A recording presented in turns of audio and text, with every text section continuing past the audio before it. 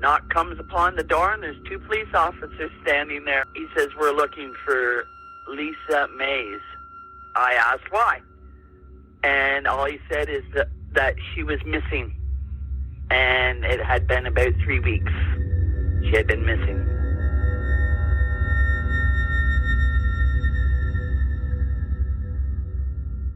Hello, listeners. We're Shedding Light, and I'm Candy. I'm Angela. And I'm Susie. And we're hell-bent on shedding light on unsolved missing persons cases across Canada, in an attempt to find the missing piece of the puzzle. What you are about to listen to is the culmination of countless hours of research in an attempt to gather as many facts as possible about the case by reading news articles, online blogs and forums, and by interviewing friends, family, and people involved in the case. We will discuss different theories and possibilities and pick them apart in order to evaluate their likelihood, or better yet, eliminate them. We weren't there. We don't claim to know what happened. We can only try to paint a picture using the resources that we do have. We don't claim anything to be fact that isn't. We don't claim our interviewees' words to be fact. It's their memory. It's their recollection. It's their truth, and it's their opinion. And everybody's entitled to one. That does not mean we necessarily share any of these opinions.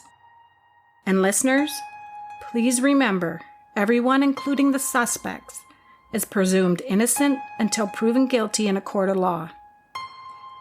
Please bear that in mind as we welcome you to Season 5, Episode 1, Lisa is Missing. And how did you feel? Lost. Kind of lost. Thinking to myself, maybe if I had been the friend that we were and stuck with her when she was not making the right moves with Roy, maybe this wouldn't have happened. This episode is produced in partnership with Please Bring Me Home and sponsored by Bruce Power. Bruce Power is a Canadian-owned partnership of TC Energy, Ontario Municipal Employees Retirement Systems, the Power Workers Union, and the Society of Professionals. Established in 2001, Bruce Power is Canada's only private sector nuclear generator, annually producing 30% of Ontario's power at 30% less than the average cost to generate residential power. Just a heads up that there is some foul language and adult content in here. Listener discretion is advised. Our next case, Season 5, The Disappearance of Lisa Maas, finds us again in 1988. And ladies, 1988 is our era. It sure was. We were born for 1988 or 1980s. Yeah, I was 20 years old in 1988. I was 22, same as Lisa. And this young little thing was a mere 17 in 1988. Think back though, girls, you remember some of the top hits of the 80s, 1988 specifically. Best music. Okay, George Michael, remember? Faith? Mm-hmm. Faith. You gotta have faith. You gotta have faith. Oh my gosh. Baby. Oh, I yeah. know you're asking me to stay. Yeah, I loved it. Oh, another one. Sweet Child of Mine, Guns N' Roses. Yeah. I'm not singing that one. I'm not either. No. And It was a good try. Billy Ocean. Oh, Sing it, Candy. Candy, what is it? You know what? Get out of my car and into my bed. No! Get out of my dreams and into my bed. No, still car. not that. Okay. It's a car. That's why people like dancing with me in that song. Let's not forget Bon Jovi. Oh, Living on a Prayer. I'm not singing it. He was so good looking. Well, he still is. Yeah, he still is. Yeah. My favorite of all time was Def Leppard. Love Bites. I might have made out to this one. I think you've done a lot more to this song. Susie Bites. My favorite. It should have been not Love Bites. Susie Bites. And then there was Belinda Carlisle. We all remember that one. Oh, sing it, Ange. You know that one. Ooh, heaven is a place on on earth. Don't make me do it. Yeah, I know that one. Yeah. I'm not singing. I have laryngitis. Okay, so what do you think were the top movies? Oh, we all know this one. One of the top guys, hottest guys in the day, Tom Cruise, Rain Man. Yeah, Rain and Man. Cocktail. Yeah. Oh, he was in Cocktail too. That's Yeah, right. Rain Man. Yeah. He was hot. Beetlejuice was big that year. That was Beaches. great. Great movie. Beaches. Oh, and different. Beaches. Yeah. I cried It's a at great that. movie. It's a great It was movie. so good. So, girls, how did we all wear our hair back then? Oh my Teased God. to the moon. Yeah. Like so much teasing. And I used that blue Final Nut hairspray. Like Yeah. it was so crispy. My hair was so crispy.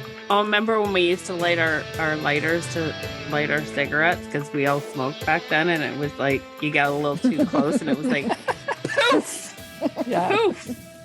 Yeah. High-waisted jeans. I love Which- that they're back. Yeah, I they just are bought back. a pair. I just bought a pair of mom jeans. I love them. Yeah. Oh my goodness. And I know I wore a ton of eyeliner back then. Mhm. Like a ton of Oh. eyeliner and eyeshadow. And, Oh, I used to yeah. wear Yeah. blue eyeliner on the inside of my bottom eyelid. Do you remember that? yeah.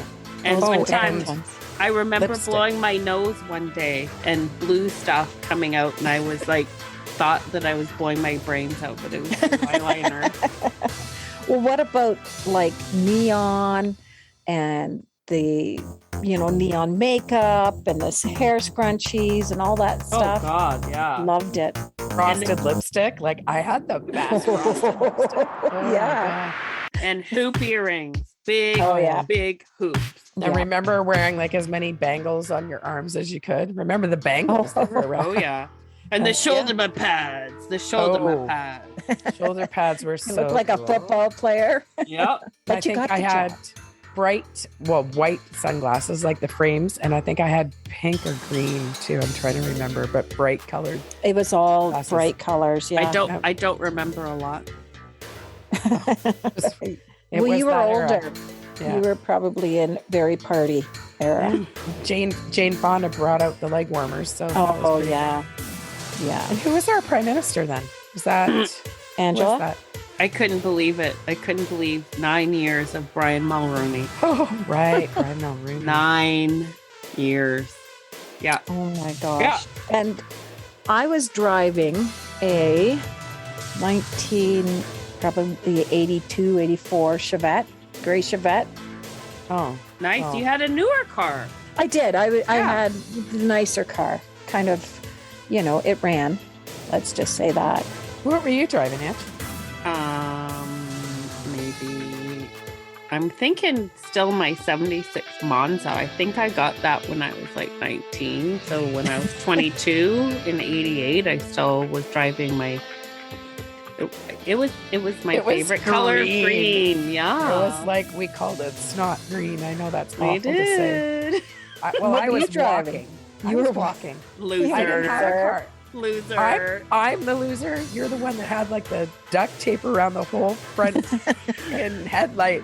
We were on our way to Owen Sound one night, going to shop at the mall, and we thought it was a shooting star, and we're like, "What the hell?" And then we couldn't see anything. Angela's headlight flew off the car into the ditch. No word of a lie. We had It to was- duct tape it. Oh, Yeah. that's awesome. Yeah. Well, it had been held on with duct tape because Yeah, I it hit a was. snowbank on New Year's Day. I don't know how that happened. And then it was held on by duct tape. Our dad fixed my car for me. Angela used to hit a lot of things, but I think that the car of the year was actually a Pontiac Grand Prix, which our dad owned one of those too. I love that car. Oh, did Mhm. he? Oh, nice. You think about sports, think about Wayne Gretzky. I think he just left the Mhm. Oilers that year. He got traded Yeah. to LA Kings, and Yep. And Michael Jordan was huge. oh Yeah. yeah, He Yeah, was, It just brings you back, eh? Just thinking yeah. about that. Puts a It was smile so on good. The 80s were so good. I have to say, Yep. these kids, they don't know what they missed because Yeah. it was kind of innocent. We're still not scared of the boogeyman, but it was just awesome.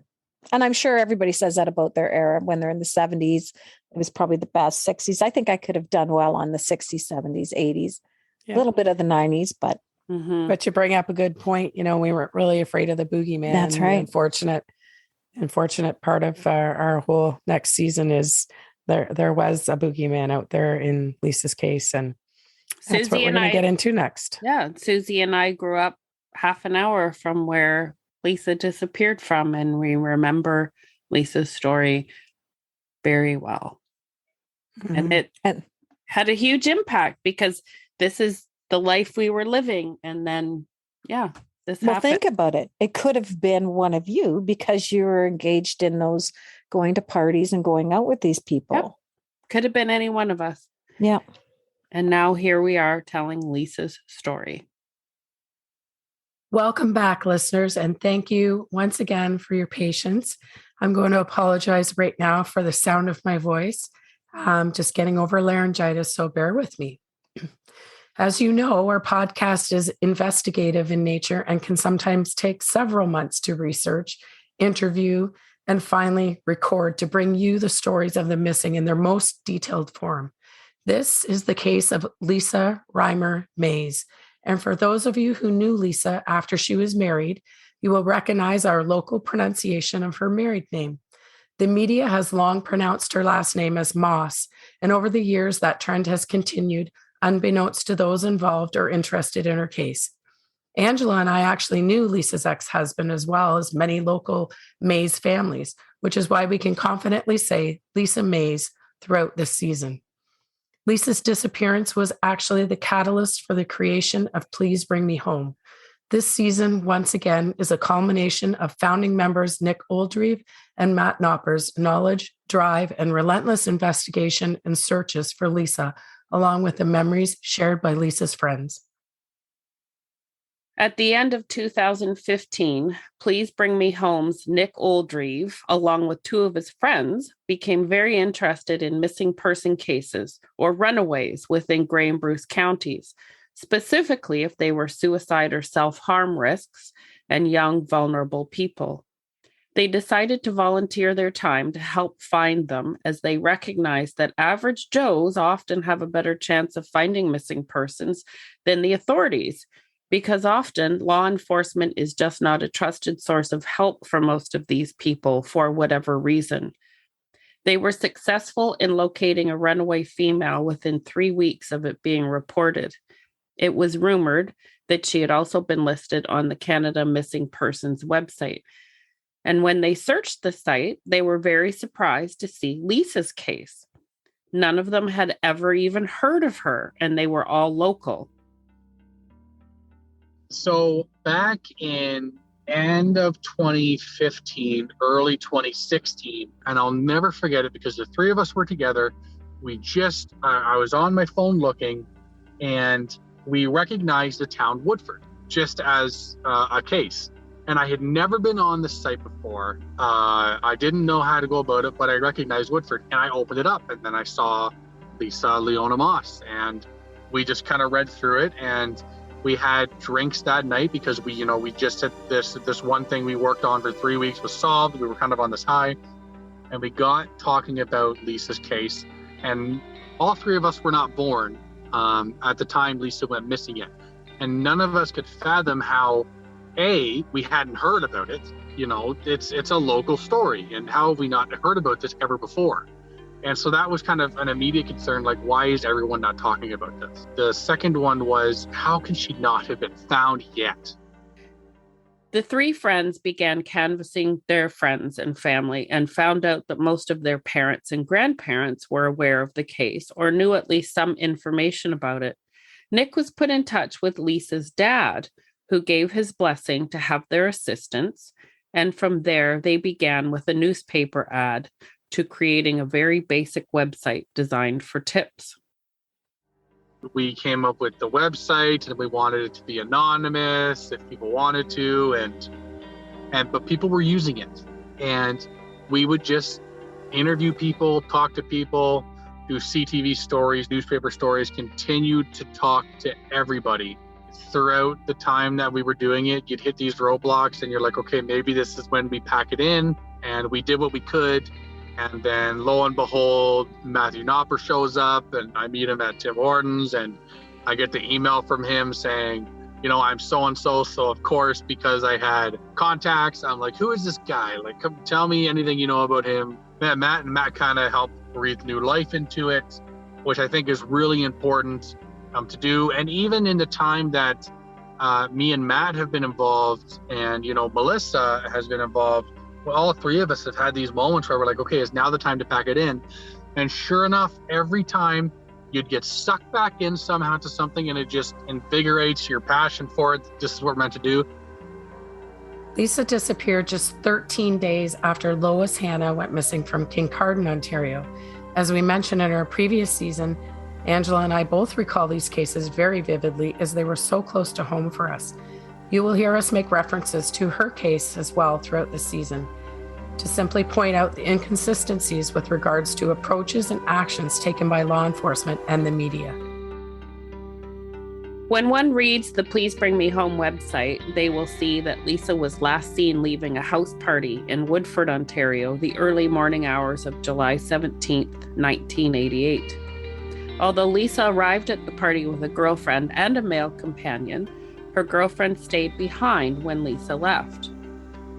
The male companion left the party with Lisa. We're going to refer to this male companion as Gary. According to Gary's statement, he drove Lisa back to her car, which was left at his house, and she left for home. He claimed to numerous witnesses that he watched Lisa drive out to the end of his laneway at approximately 4:30 a.m. and turn left away from the village of Annan. 2 days after her disappearance, Lisa's green 1976 Plymouth Fury was found on an impassable bush lane used by farmers to check their fields. The car was hidden from view on a side road about 1 kilometer southeast of Annan. The car had been stuck in the mud, and there were indications that attempts were made to dislodge the car. The trunk and doors were open, one window was partially down, and the car's contents strewn about on the ground. There was also a fist-sized area of blood found on the middle of the front bench seat. Lisa knew the area around Annan and Woodford well, and she wouldn't have taken her car down a bush road in the middle of the night, nor could she have mistaken it for another road. She knew those back roads. In the days and weeks following her disappearance, the OPP conducted a number of searches of the area. During one of those searches, Lisa's driver's license was located atop some long grass on Side Road 24, a few kilometers southeast of Annan. This was a different road from the one on which her car was found. It's likely that it had been tossed from a moving car. Her father suspects that someone tossed it out there, as he feels his daughter would never do such a thing. Over the 3 decades since her disappearance, many searches have been conducted for Lisa. Police have stated that the license was the only piece of evidence found, besides that of the car itself, directly linked to Lisa in any search. It is also important to note that police have never publicly released the name of the male companion. Lisa Leona Maas was just 22 years old and 5 months pregnant with her first child when she disappeared. Lisa was the daughter of Ken and June Reimer, who resided just south of Owen Sound. Ken was a well-known retired jeweler and Second World War Air Force officer. He and June adopted Lisa when she was just 2 years old. By all accounts, from her family and her friends, she was extremely generous, a very kind-hearted person, and really close to her friends. Lisa was a tiny but athletic young woman, standing just 4 feet 10 inches tall and only 97 pounds.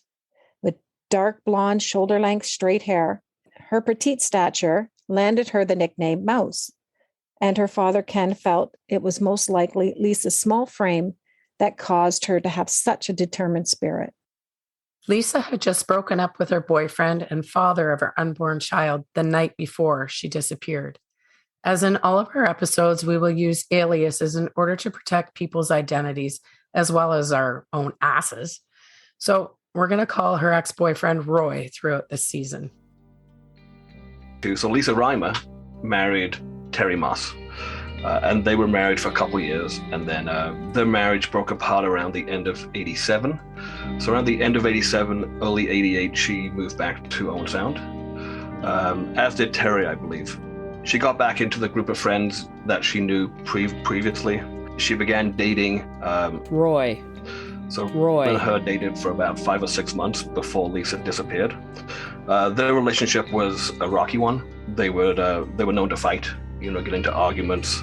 And from all accounts, they'd broken up a couple times before that final breakup, July 16th. So July 16th was a Saturday. Lisa Maas had called her dad early in the morning, asking her to come pick her up. Her and Roy had broken up. Lisa was 5 months pregnant at that point with his child, it is believed. And so Ken came to Owen Sound, picked her up, picked up some of her belongings at Roy's apartment in Owen Sound, because she had been living off and on there and a place she had in Owen Sound. Took Lisa and some of her belongings and Lisa's vehicle back to Ken's house, south of Owen Sound. Apparently she took a nap at that point, fell asleep, then got a phone call from a woman with a young child, probably a baby. So a woman with a baby asking for a ride to Orangeville. That's what Lisa told her parents, at least. So as far as her parents knew, when Lisa left later that morning, say around 11 a.m. noon, she was driving a woman with a baby to Orangeville. And that's the last time they saw their daughter. Matt recalls speaking to one of Lisa's friends years later who surprised him with the news that Lisa did not go to Orangeville after all. And at the September of 2021 search at the crevice, we invited volunteers. It was the first time that we'd actually invited the public to help search. And one of the people who came was a friend of Lisa's. And she had a very interesting story to tell. She was with Lisa on the Saturday. So when the police believed that she likely did go to Orangeville. The newspapers mentioned it. There's a few newspapers back in news stories back in 88, 89 that mention Lisa going to Orangeville. Well, in fact, she didn't go to Orangeville. She was with this woman and they went to Sauble Beach for the day. So from about 11 a.m. until noon, until around, I think it was around 4 o'clock in the afternoon, 4 or 5 in the afternoon, that this friend dropped Lisa back at her parents' house. And her parents weren't home. They were actually at a wedding, which Lisa was supposed to go to, but didn't. She obviously went to Sauble Beach. So it's kind of nice to know that Lisa's last day alive, she spent it at the beach. Matt went on to tell us that he believed that Lisa was simply trying to protect her parents from the truth. She was hanging around a rougher crowd at that time and being no different from any other teenager or young adult even. Maybe didn't always tell the truth about where she was going. Lisa was supposed to go with her parents to a wedding that day, but decided not to. Perhaps the idea that someone needed her help seemed like a valid reason to miss a wedding versus telling them she just felt like hanging out at the beach.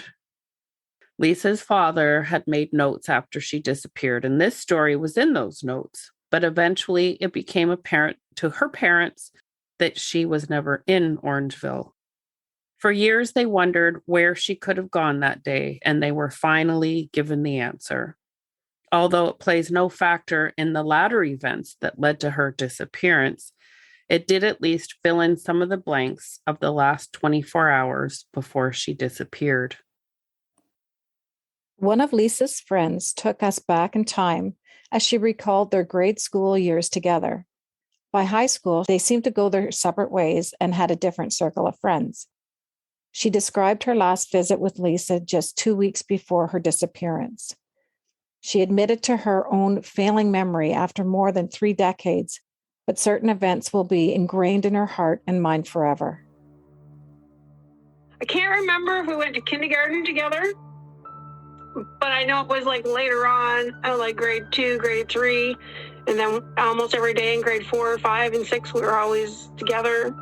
We always went down to her dad owned a jewelry store in Owen Sound, down on Main Street by City Hall. And we used to go there almost every day after school, and we'd clean the glass because, it was super cool because you see all the jewelry and stuff. So Yeah, we were pretty close until we hit like grade 7 and 8, and you know, your interests in people and stuff changed. So after grade like 7 and 8, we didn't hang out. She had her own crowd of people, and I had my own crowd of people. You know, like you said, our interests were different, and which is okay. We remained friends for, you know. Well, I seen her 2 weeks before she went missing, so yeah, always friends. Yeah, I lived in Kitchener at the time she went missing, and I happened to be out, and another girlfriend that actually went to school with Lisa and I, we were out at, if you're familiar with Brothers, used to be in Owen Sound. Well, downstairs they had a sports bar. It was a Sunday, and I wasn't leaving till the next day, but her and Roy were down there, and we sat with Lisa and talked for hours because we've known each other most of our lives, so it's like nothing was amiss, right? She seemed happy. She was excited to have a baby, you know, just normal every day. Hey, how are you? What's going on in your life type talk. That was like 30 some years ago, so don't ask me word for word because I can't give that to you. Lisa always looked happy. She was always smiling. She was outgoing. She would do, not timid, that's for sure. She was a go-getter, always doing something good with people. She loved people. If you needed something, she would, you know, certainly find it for you. She could. She was just a giver. That was just her, you know, because our dads were both in the Kiwanis Club. And Lisa's mom, my mom, and myself and Lisa all went cross-country skiing at the golf course out in Balmy Beach. And I can't remember which one of our mothers, but they broke their ski early on in the cross-country ski thing, and they kept going, and it was just the funnest day we've ever had. Yeah, it was just like those kind of things you remember. She had a lot of friends, so because she was so likable, you know. The other day, I was going through pictures, and a picture of Lisa fell out. It was kind of like, wow. So, you know, you never know. She might be talking to us from beyond. Yep.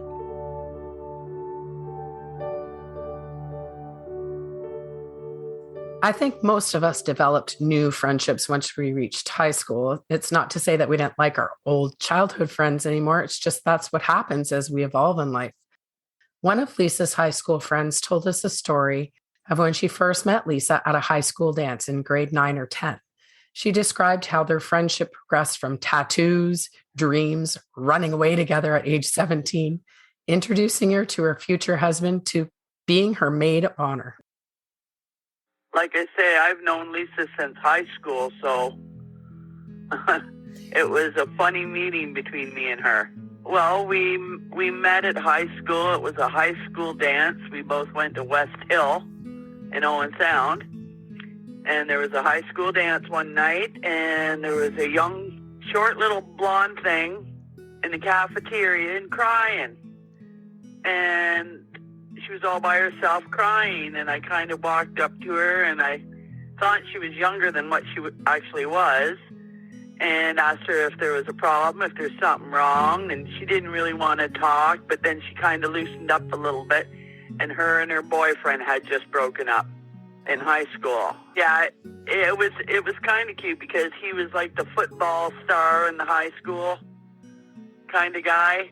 And she was very athletic.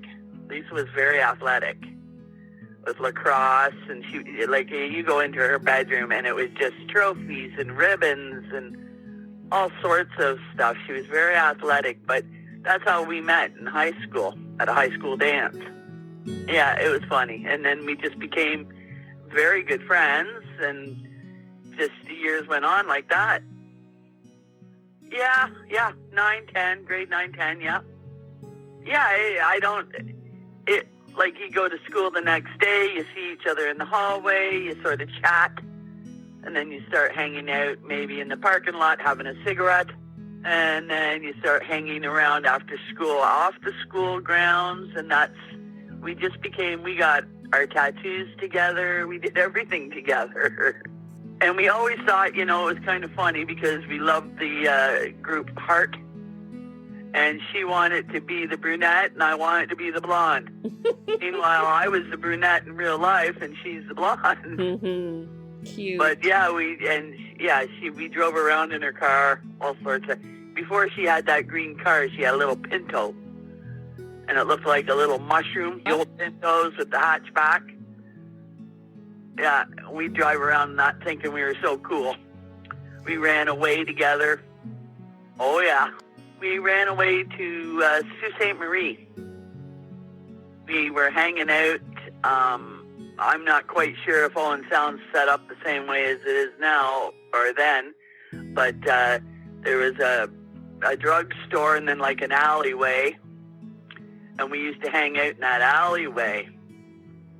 And we met a fella. His motorcycle had broken down, and he was asking us for directions. We gave him directions. He told us his name, gave us his phone number.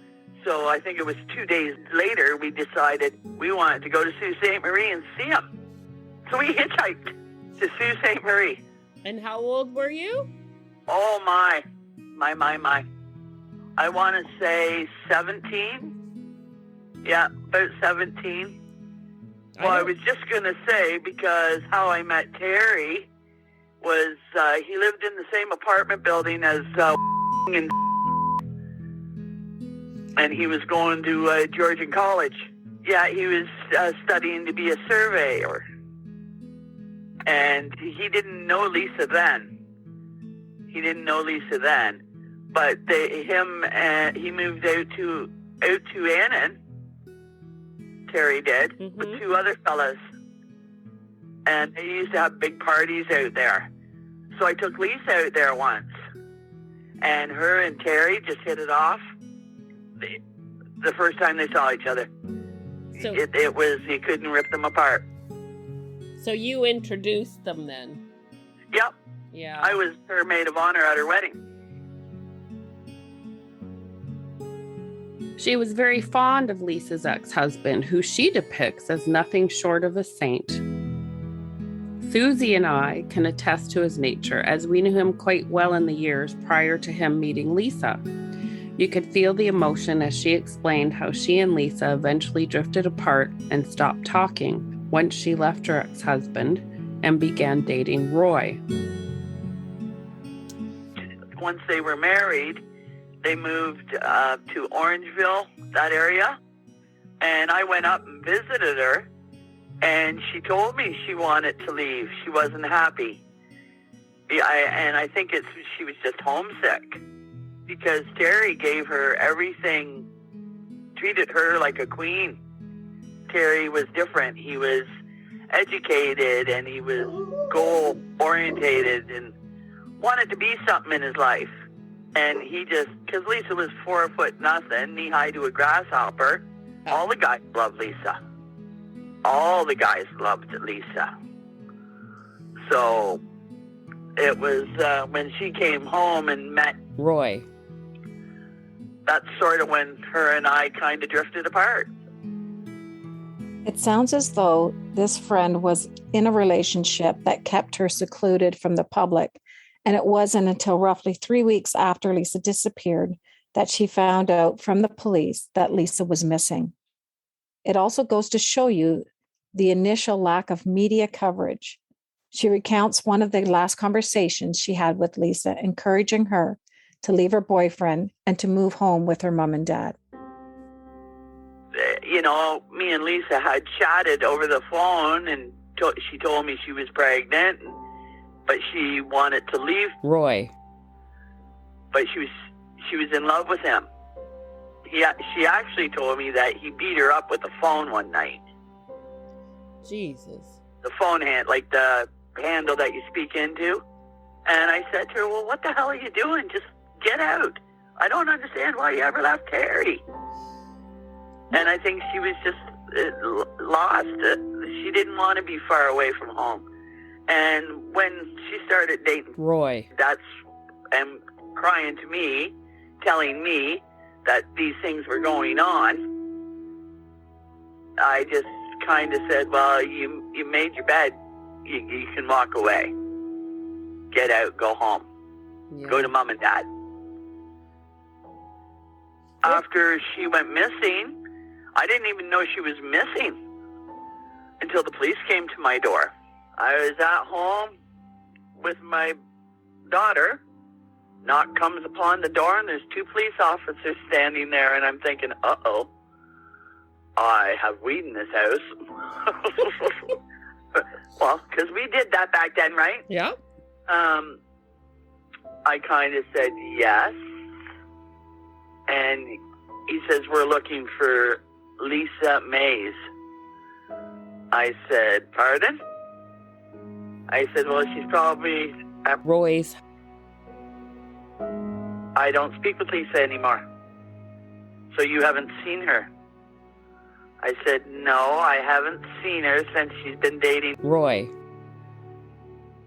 And I asked why. And all he said is that she was missing. And it had been about 3 weeks. She had been missing. I said, well, did she go back to Terry's? And that was the end of the subject. And that's when I started talking to more people about it and hearing more different stories about what had happened. And how did you feel? Lost. Kind of lost. Thinking to myself, maybe if I had been the friend that we were and stuck with her when she was not making the right moves with Roy, maybe this wouldn't have happened.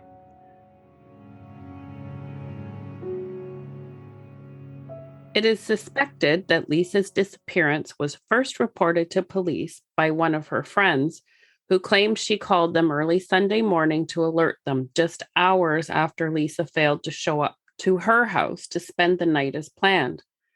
Please Bring Me Home have spoken with a few individuals who were contacted by police later that day and on Monday regarding Lisa's whereabouts.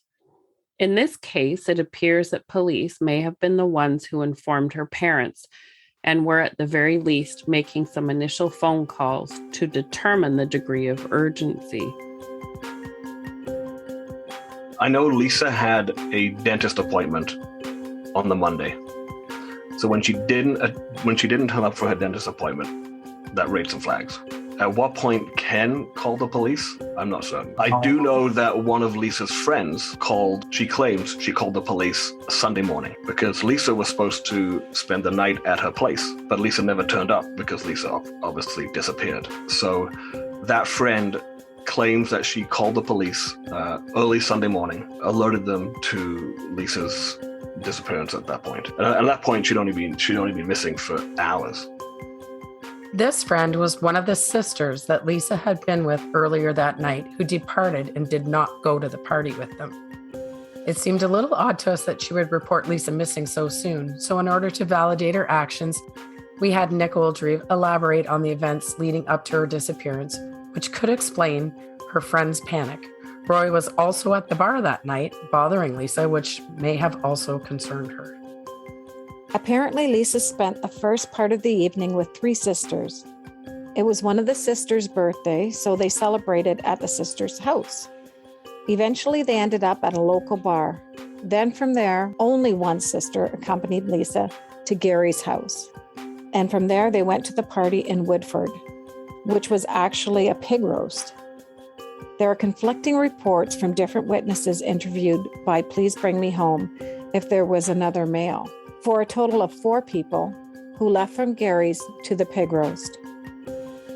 Lisa was to go to the party that night with a friend and like 2 of that friend's siblings. And kind of as the night progressed, a sibling out of those 3 siblings would kind of exit from wherever they were going. So it started out, they were together, they go to a bar, and then the one sister decides, I'm going to stay at home rather than go to the bar. The next sister decides after the bar that I'm not going to go out to the house party that yours are going to go to after, I'm going to pack it in as well. And then it just ends up being Lisa and one of those 3 sisters who then go out to Annan, to that male companion's house. The three of them drive to the party in Woodford. Then again, the third sister, they can't find her to leave, as Matt was saying. At some point, Lisa and the male companion left the party in Woodford. And according to the male companion, that's kind of what I wanted to expand on. Any part from this part forward, from when they leave Woodford, is according to the male companion. They left Woodford and went to his place in Annan, and she left there at, 4:30 in the morning, Matt, is what he said. As we all know, when if we're intoxicated or under any kind of influence and somebody's leaving our driveway, we're paying attention not only to what way they're driving out of the driveway, but what time it is exactly on the clock. I think it's important to note that no other eyewitness, testimony on that, at least that has been publicly acknowledged, other than the male companion dictates that that's what happened when they left the party. Nothing can really be 100% for certain. Even something as simple as Lisa leaving the party with only the male companion, none of that can be for certain. There has been people who were at the party who have made a lot of different kinds of claims, right? Some of which were that they did see Lisa leaving. But again, it's really hard to not only base that on the time it's been, if the person was inebriated, if it really was Lisa. Sometimes when we're being told this stuff, the timeline doesn't add up from the timeline that we know to be true. As in many missing person cases, police often fail to take the initial report seriously for various reasons, and unfortunately, Lisa's case was no exception. Lisa having the personality that she had, police didn't take it seriously off the hop. And it was because, she'll return back, it'll be nothing, which whether that is just a personality trait that they knew about Lisa, or whether that is just how a lot of law enforcement, you'll see it even nowadays, law enforcement will sometimes react that way, where, they'll be back, and it is true, 9 times out of 10, if people go off, then they usually do return back within 48 hours. But my impression is that the police got in contact with Ken because Lisa's friend allegedly called the police Sunday morning to notify them that Lisa hadn't turned up. I have spoken to people who the police then called later that day, some of Lisa's friends, to say, hey, have you seen Lisa? So I'm assuming that they would have called Ken. There is some evidence that the police did make some initial phone calls, at least, just to see where Lisa was that Sunday, Monday. And then, of course, when her vehicle's found Tuesday, everything changes. One of the tragedies of this case is that it wasn't publicized more. Off the hop, yeah. It certainly wasn't publicized initially. It took 10 days from when she went missing until the first newspaper story. 10 days. The police, we have statements from some of her friends that said police were showing up there saying, we know she's hiding here. We know she's here. We just need to know she's okay. Like that was the police mindset off the get-go. Some of the people she was engaging with at the time were from a rougher crowd, and this sparked all sorts of speculation as to what may have happened. I understand they didn't have the technology and, stuff that we have now. Mm-hmm. But, even with Lisa's case, to me, it was they kind of, she was, a little bit of a rebel. You know what I mean? She hung out with a bit of a rough crowd. So I think at first, I don't know this for sure, but this is just my thought. I think at first they just thought, she's just a little rebel and she's ran off somewhere, kind of thing. Didn't really pay much mind to it. Or she's gone somewhere partying and, she'll be back or kind of thing, and kind of let it go on for a few days and then realized, maybe not. Listening to the archived videos of the initial news footage gives us chills as we hear OPP Constable Dan Rasick say, she hasn't disappeared. She's just missing. Typical, eh? OPP have put Lisa Maas of Owen Sound on the Canadian Police computer system listed as a missing person. Anyone with any information on her whereabouts is asked to contact the OPP or Owen Sound City Police. Maas, who may also go under the name Lisa Reimer, is described as 4 foot 10 inches, weighs 97 pounds, with blonde hair and hazel eyes. She's 5 months pregnant. One distinguishing mark is a tattoo of a mouse on her right shoulder. She's believed to be wearing blue jeans and a blue sweatshirt with a Mickey Mouse on the front. Maas has been missing since Sunday, July 17th. She was last seen in Sydenham Township, northeast of Owen Sound. Her car was found 2 days after her disappearance, abandoned on a seldom-used road in a wooded area northeast of the village of Annan. A police search team scoured the area where the car was found, but came up empty-handed. OPP have at this point discounted any connection with the disappearance of Lois Hannah of Kincardine. And myself and Kincardine Police Department investigating the Lois Hannah disappearance have met and we've compared notes, but little at this time would substantiate linking the cases together. It's not against the law for a 22-year-old to disappear, though. No, it's not. She's just missing. And you'd like to hear from her. That's correct. And her parents would more than anything else. OPP Constable Dan Razek says police will now go back to re-interview people and continue tracking down out-of-town leads. If nothing comes from that, the next step would be to bring in assistance from the Criminal Investigation Branch in Toronto. To our knowledge and from all reports, the pig roast or party was quite large. It was likely that it began around 7 or 8 p.m. And over the course of the evening, there could have been a couple hundred people coming and going. Some maybe just dropping in, some staying for hours, some perhaps staying the night. A stag and doe was also being held across the road at a local community center, and reportedly some attendees were crossing back and forth between venues. But it is believed that Lisa remained at the pig roast party. We were fortunate enough to be able to speak to one of the attendees of the pig roast, and she shared her memories with us of that night. It was pretty late still. We went out there, and it was to be a pig roast. I'm like 18 at the time. Get there, buy a T-shirt, and a pink one, and it says pork on your fork, and I think it says Woodford, 1988. And so bought that because that was outside the house.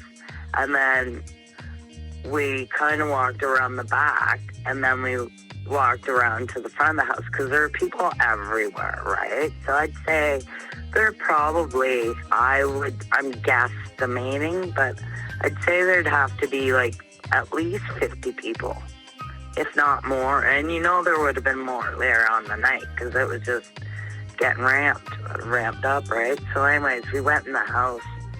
At that time, I did not know who the fellow was. And he was cooking drugs that I didn't know what it was. And I'm like, what's that? And he's like, oh my God, what? He didn't want me seeing that, right? And he goes, I think we better leave. This isn't our kind of party. And I'm like, okay, because I like smoking weed right now, black ass. So I didn't think they were doing anything. And I'm like questioning him. And he goes, you don't need to worry about it. But I'd seen like in the house a few people. Lisa was one at that time. And it was just maybe about, I'd say, maybe about when we walked in there, what was visible to me would have been about 7 people congregate in that one area. We left, right? And things seemed all right for everybody. And away we went. And then, then it was on the news. Had anyone seen her? And the local news and stuff like that. And this girl was there, and it turned out it was Lisa when I saw the picture. And it just kind of, I had flashbacks of seeing her at that party, but I didn't really know her. I just knew her from dating my friend's brother years prior, and she was really nice to us, right? Like, I didn't have a problem with her. She gave us cookies, and like she'd smile at us and talk to you, and she was nice. So that's what I knew of her. What time do you think you left the party at? It was about 8:30, 9 o'clock, because it was still daylight, right? The sun hadn't went down yet because it doesn't normally go down until, 9:30? Any idea how long you were there for? I'm going to guess at that one. I haven't even been asked that question yet. That's a good one. Maybe about tops an hour. Like, we might have smoked, I believe we smoked a couple joints of hash while we were debating, are we staying or are we going? Like, is this our type of party, right? And then we decide, no, it's not. So we left, right? But, so I'd say about an hour, right? And it didn't seem to be anything wrong going on at that point other than whatever they were cooking, which I know now at this time to be cocaine, right?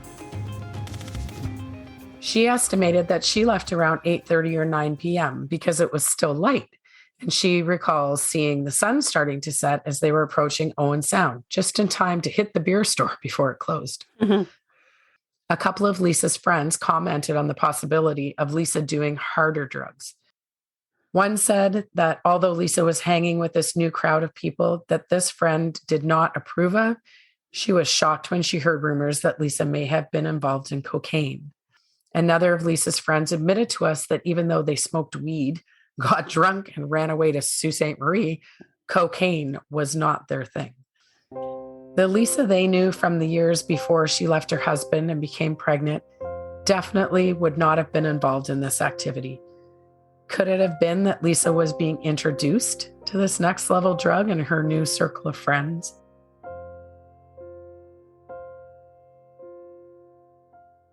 By the time the male companion, who we call Gary, claims to have left with Lisa around 4 a.m, the party would have been winding down with few people left on the property.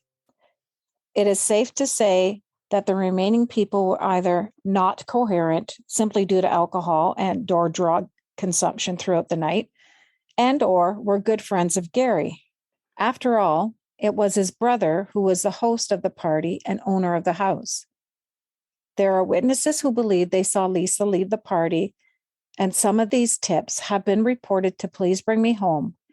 Interestingly enough, some tipsters claim she left with 2 men, not one, as it has been reported by police and the media. Unfortunately, it's impossible to say with 100% certainty if these reports are correct. They are difficult to corroborate because they either conflict with the timeline they know to be true or with whether certain individuals were actually at the party. The fact that people's recollections can be altered after so many years just due to the nature of our brain's capacity can definitely cast doubt.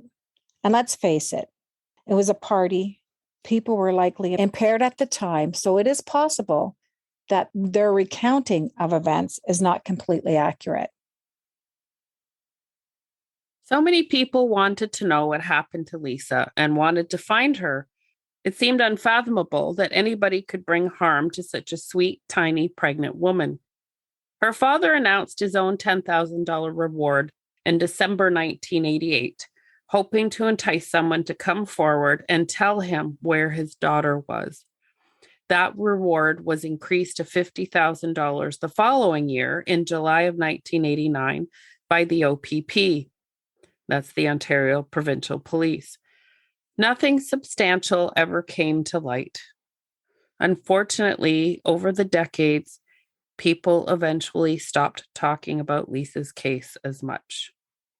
Nobody even talked about it anymore. Like, you didn't hear anybody bringing it up anymore. Everybody, not that I don't think people forgot. I think it just kind of, oh, yeah, it'll never happen. They'll never find her. She's gone. It'll never happen. Mm-hmm. And you talk to people and they're like, you're wasting your time. But I really don't think that, you're wasting your time by, putting it out there and making people talk about it and bringing it up to people. If you don't talk about it, nobody else is going to talk about it. No.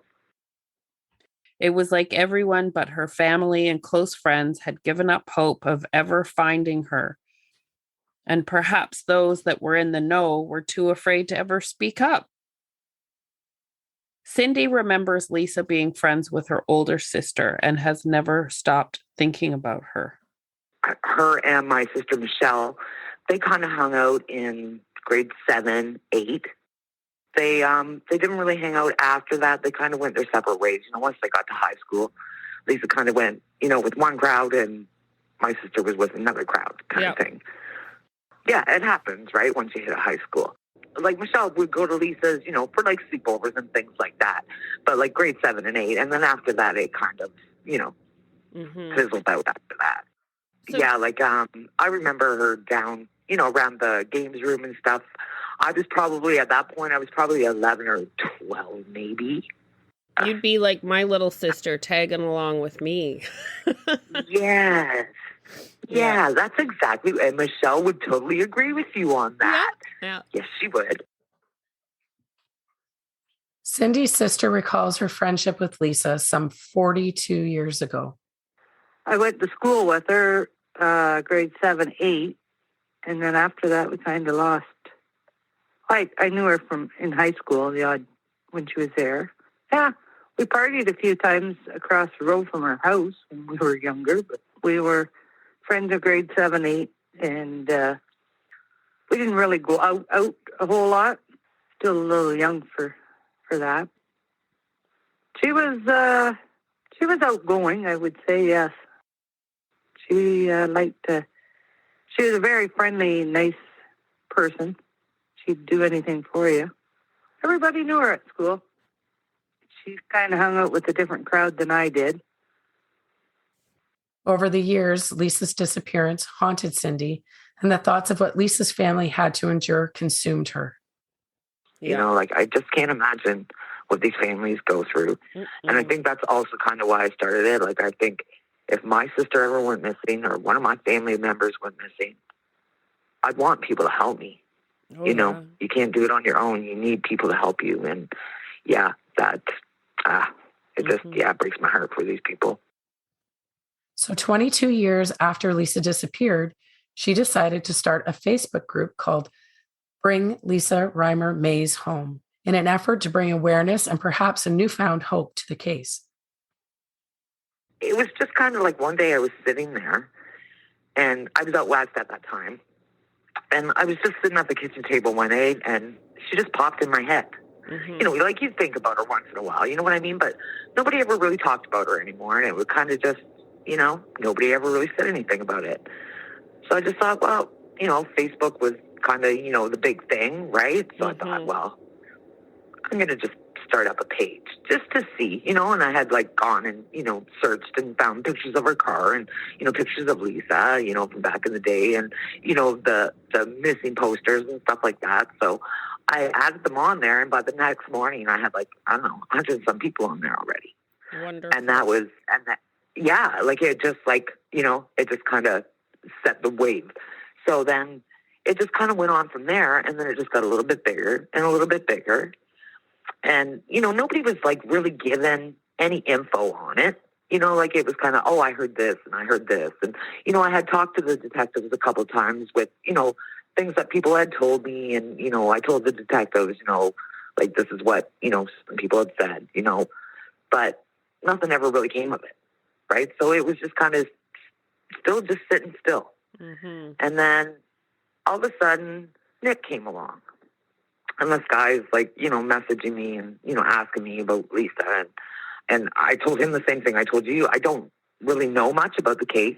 It was just kind of a fluke that I just thought about her and just brought it up. And then, people just kind of started talking again. Mm-hmm. And then he kind of brought a little more light to it, starting to do a search and, things like that and talking to people. And so it just it grew from that.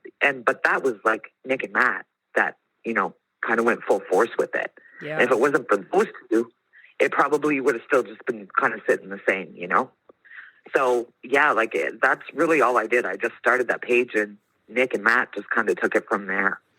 So what year did you start the Facebook page, Cindy? It'll be, I think it just came up 12 years.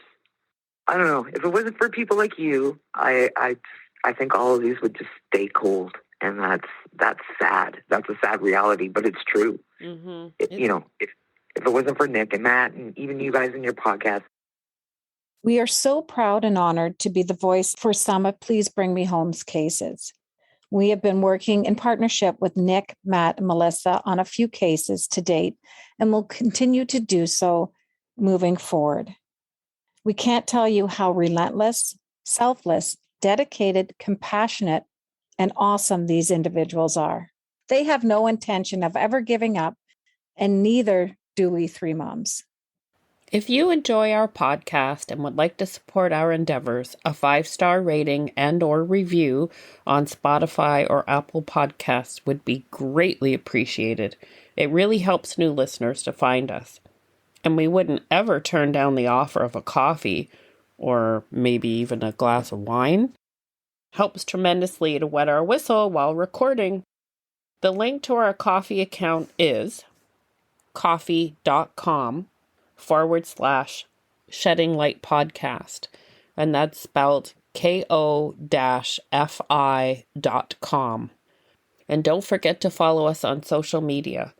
Links to our coffee account, our Instagram and Facebook page can all be found in the show notes for this episode. Thanks for listening. We couldn't do what we do without you. So I've reserved myself to the fact, and I think Matt has too, and I think Melissa has, that, yeah, go ahead. Have these feelings of, I'm so tired of this, go right ahead. Because we're in for the long haul. And I think we've all reserved to that now. We're in it until she's found. If you are familiar with Lisa's case and would like to support the Facebook group, Bring Lisa Reimer Maas home. please consider joining. The group is now close to 600 members and hopefully will continue to grow. Our mission throughout this season is to continue to shed light on Lisa's case and bring details to a wider audience in the hopes of finding that elusive puzzle piece, that dot to connect, that tip to finally bring her home. Lisa's mother, June, passed away in 2019 in her 91st year. Imagine all those years not knowing where your daughter was. Lisa's father, Ken, is still with us at age 98, and he will never give up searching for her. Please, let's help Ken's wish come true. Let's bring Lisa and her unborn baby home. Please join us for episode 2, where we will discuss the search efforts for Lisa. A $50,000 reward remains in place by the province of Ontario for information leading to an arrest and conviction in the disappearance of Lisa Maas. And as always, this podcast is dedicated to Nolan Panchyshyn. We love you, Nolan. Love you, Nolan. Love you.